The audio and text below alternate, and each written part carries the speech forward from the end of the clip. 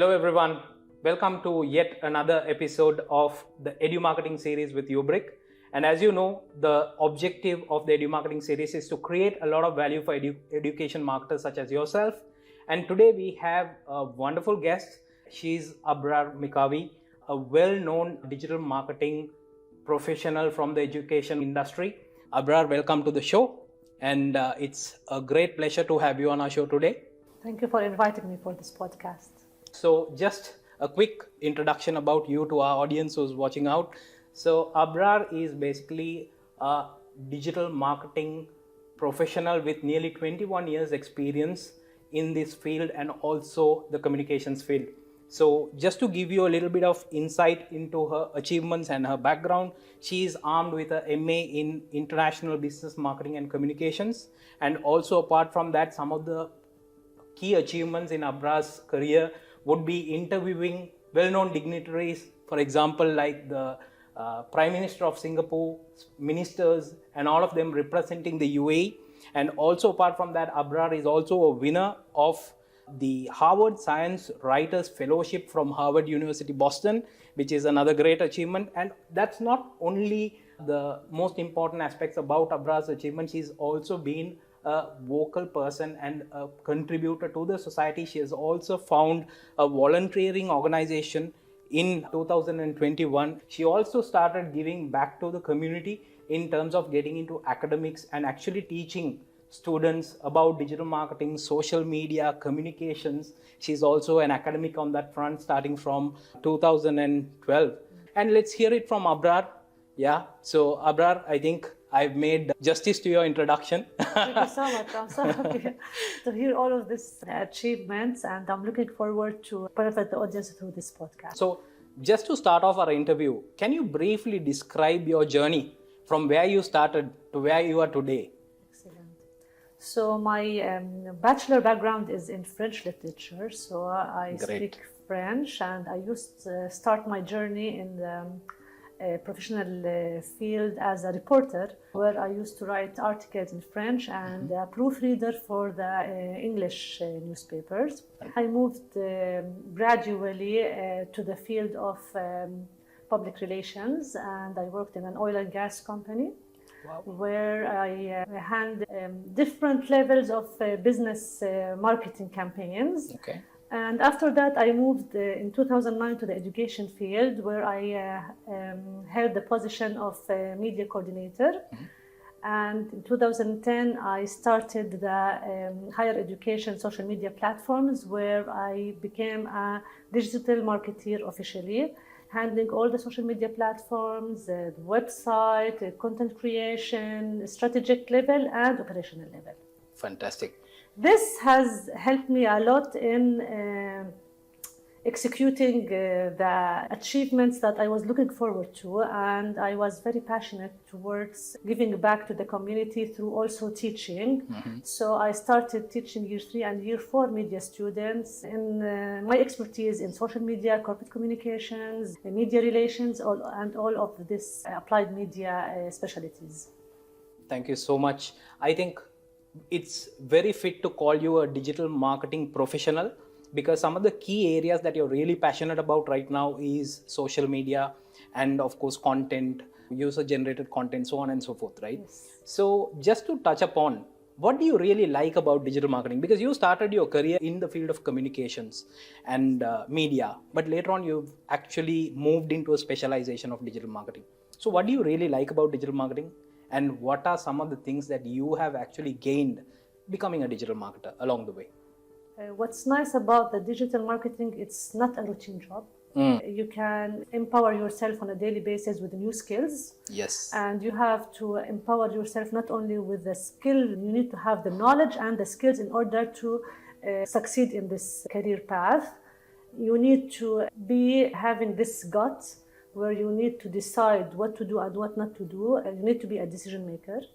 And you need to also have this soft skills related to team building, communication, all this 21st century skills.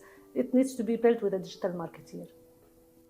One of the key things that actually I resonate with is digital marketing compared to other forms of marketing is, I think, the most demanding in the entire category because it requires a lot of up-to-date skill sets. Yes. Because the technology is changing day by day.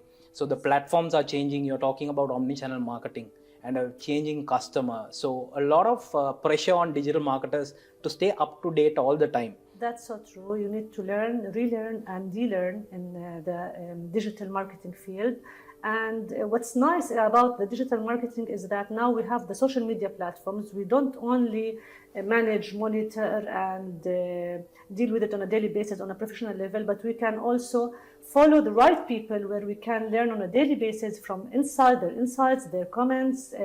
We have all the online platforms that can support us on a daily basis to empower ourselves with the latest updates. However, social media is a very critical and challenging because it changes on a regular basis. So you need to stay up to date. You need to ensure that you're not left behind. Yes. You need to reskill and upskill yourselves on a regular basis. What sometimes makes things funny for our job is that people think that we just tweet, we just post, and they just question what we are doing. Yes. Although we have lots of hats we're wearing, like PR, communication, crisis management, content creation, to name a few. Mm-hmm. So this is a very critical job, requires passion, and it requires to be 24 hours ready for a demanding job like this. So for anyone who's asking the question of what digital marketers do other than posting, there's so much, because if you look at digital marketing, the revenue projections or the metrics are very transparent. Now, if you do your regular radio communication, your TV communication, you don't know what is the impact it's actually having on your business. Definitely. Most of the time. Definitely. But here it's a two-way channel. Whatever you do today, it's reflecting in terms of the numbers, the metrics, and what kind of value you are driving as a marketer is very evident. So that puts a lot of pressure on digital marketers, and it's not an easy skill to do. Yeah, so I 100% empathize with you. And as you said, the return on investment, it can be clearly obvious. Yes. And the KPIs set, you can measure them 100%. In the right way. And the critical part is that since social media, it's a two-way communication, it has high engagement, and it has a higher impact than the traditional media, everyone wants to be there. And they think that it's an easy job. Whoever have an account, they can manage social media, and this is not the case. Not the case. We need to have the skill, we need to know what to post, what not to post, we need to know the strategic approach of the company, Definitely. We need to know where are we going and how to position the company in the right way. I think that gives the kind of gamut of this operation. And that gives us actually a good platform for my next question, which is, now that you've specialized into digital marketing, you've been a marketing professional, you've been in media and all that, do you see this actually becoming an opportunity for you, or do you think, okay, it has become a challenge for you? Because it's a highly specialized thing. Not everyone can do it. That's an interesting question. Actually, it can be normally in any person's life or a professional life, there's always opportunities and challenges. But in the digital marketing world and in the social media, in every challenge, there's an opportunity. So you need to see how you can work hard and smart in order to turn every challenge to an opportunity. In other words, if there is, for example, happening something like a crisis, social media crisis, you can turn it with your gut and skill to become an opportunity for your organization so that you will avoid any negative impact that can appear from it, and so on and so forth. So for me, as a digital marketing, I find it more into an opportunity because you can empower yourself with further skills. You can elaborate more and empower yourself with also, as we said earlier, the professional skills that is needed. And it's what's nice is that in it, it's that you have the decision making in it. So you are very empowered. This is also definitely depends on the management that you're working with. But as a social media manager, you shouldn't be an intern. You shouldn't be in a junior level. You should be a decision maker because you're holding the reputation of the organization in your hands. It shows the kind of responsibility the person who's handling social media actually has. Yeah. And you said something very critical. You said managing an online brand, right, is not an easy task. And also with the kind of vocal citizens that we have, or called netizens, we call them these days. Yes. They actually want to kind of voice out their opinion. Yes. They are not scared because, radio or TV doesn't give you a chance of speaking back. with all these things going on, there is also an element of social media crisis which you spoke about. So what's like your take on social media crisis? What are some of the things that actually someone should be aware in managing social media crisis? Because a lot of brands have this problem. Definitely. So social listening is very vital part in social media. You need to be an active listener. You need to ensure and know when you need to raise this as an issue or keep it as a normal comment. In addition to the social listening, you need to have the right community management, the right engagement, and ensure that you know when to raise this as a crisis and how to handle it.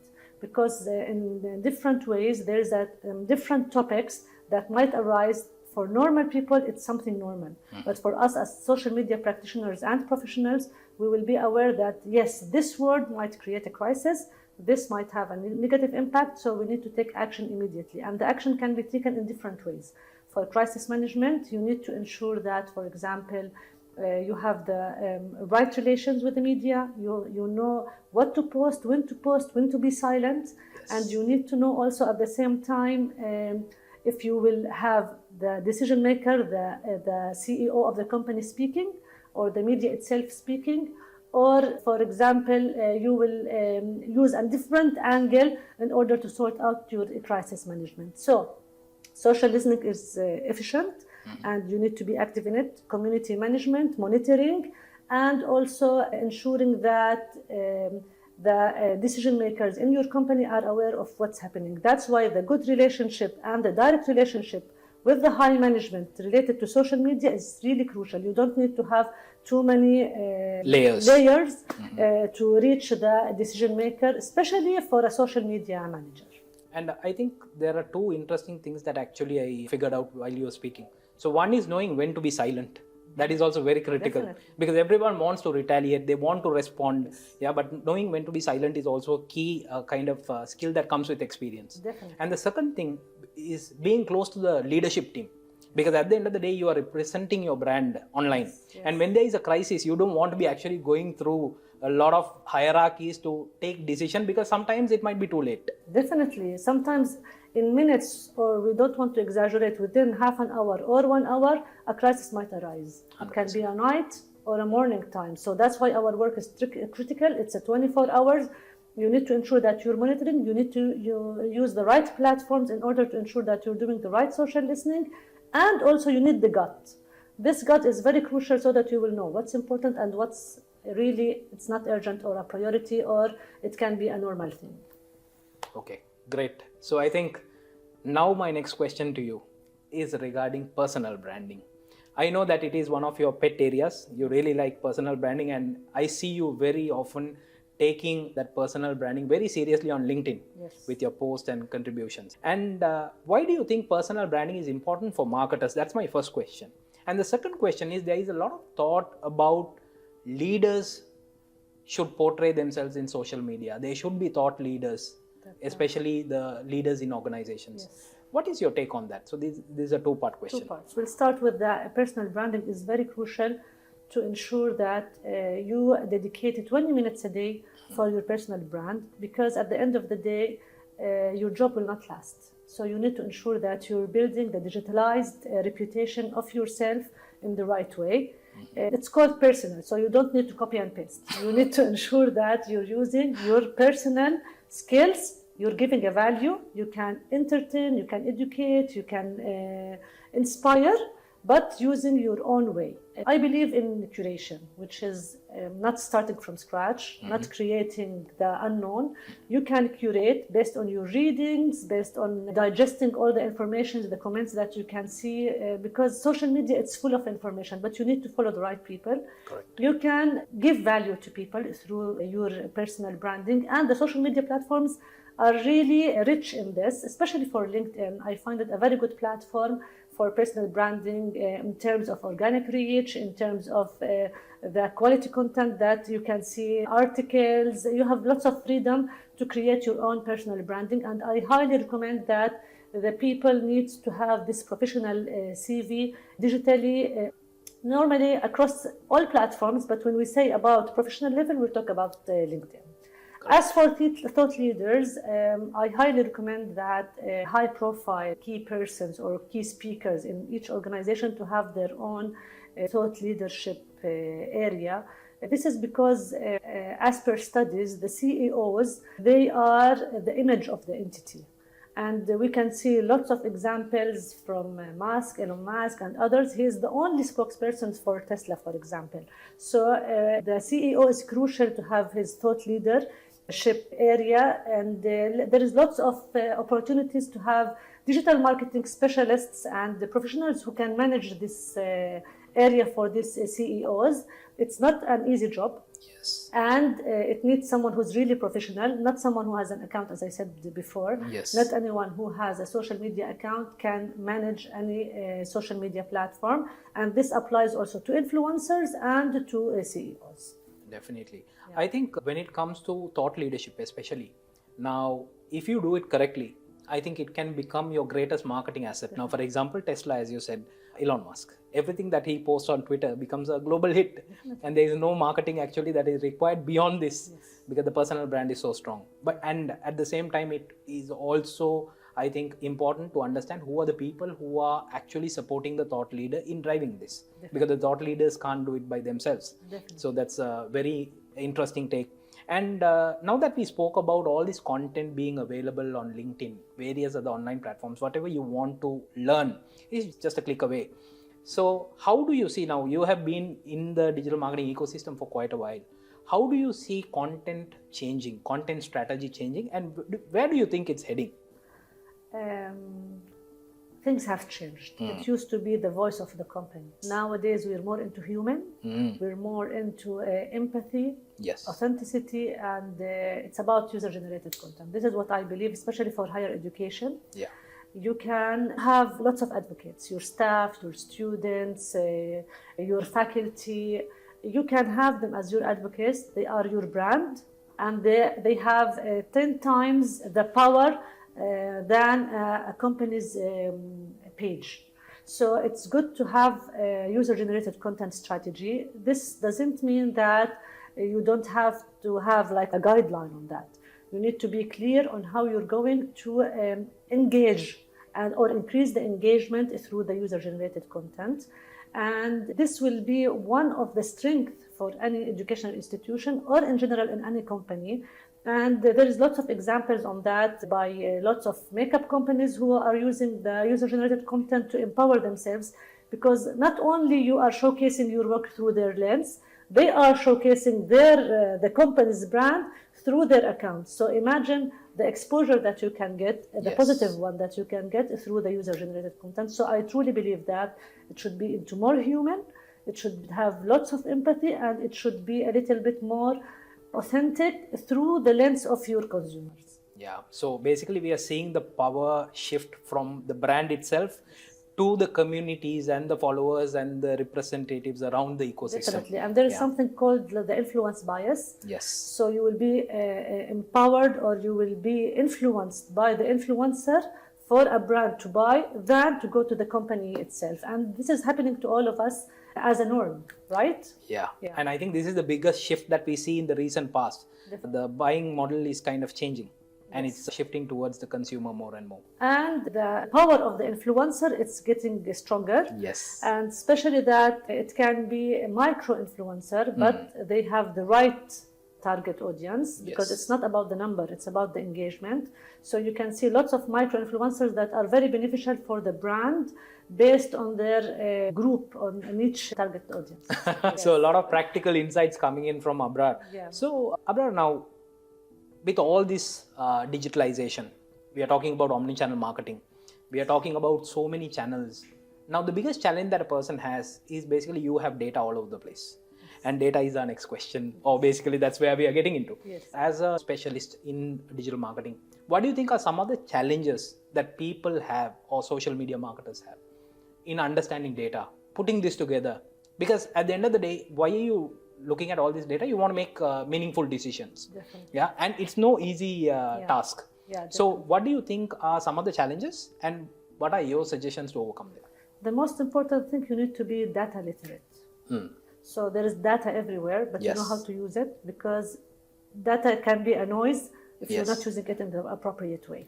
So the first thing, you need to be data literate. You need to know how this data can guide you or inform you where to go, because you need creativity. You need to ensure that you have the right content, and this data will show you where to go, not directly the full map that will guide you to the right place, but it inform you where you need to go, and it can analyze where are you right now, but Yes. not what's happening in the future. So this data is a very solid thing if you use it in the right way. Yeah. Yeah.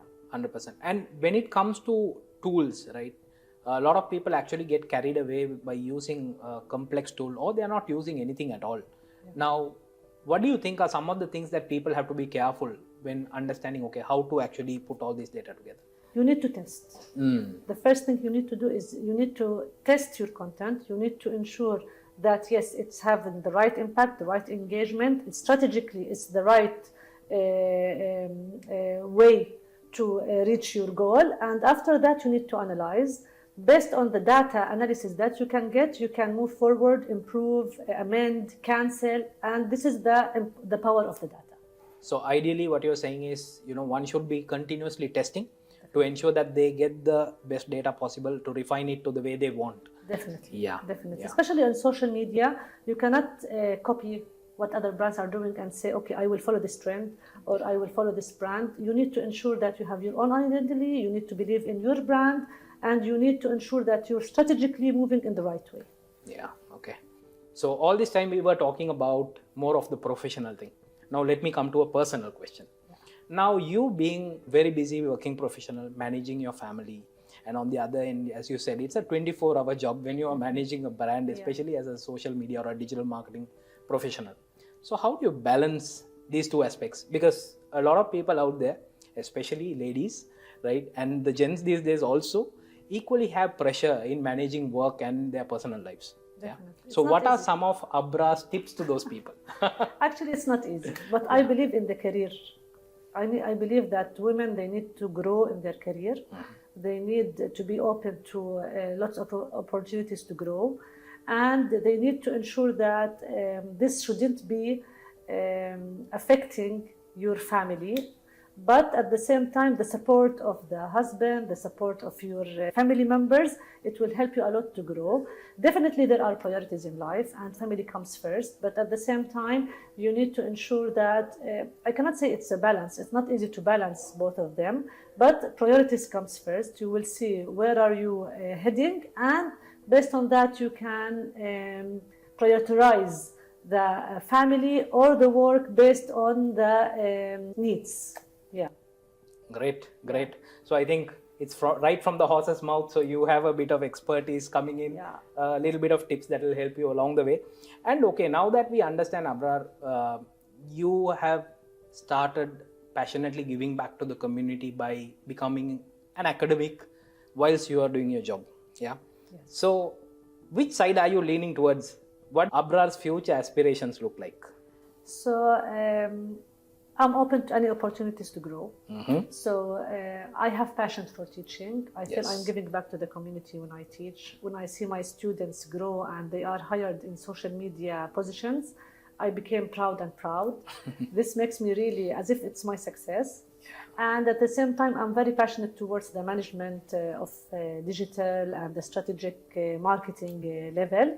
So for me, I am open for both of them. And also I'm open to volunteering, as I have this platform to support Arab youth to create their own opportunities through working online.